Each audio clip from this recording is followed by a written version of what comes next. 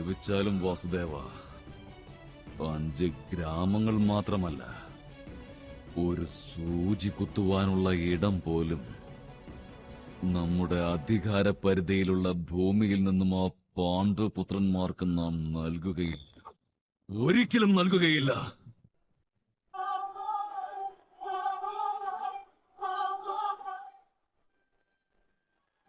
നിർണയം സ്വീകരിക്കുന്നതിന് മുൻപ് വീണ്ടും അന്തിമമായി ചിന്തിച്ചാലും യുവരാജൻ, ഇനി ഒരു പക്ഷേ അങ്ങേക്ക് അങ്ങയുടെ സ്വന്തം ഭാവി സമീപത്തെത്തിച്ചേരുന്ന സമയത്ത് പ്രാണരക്ഷാർത്ഥം ഓടി ഒളിക്കേണ്ടി വരുന്ന സാഹചര്യം ഉണ്ടാകുവാനും സാധ്യത.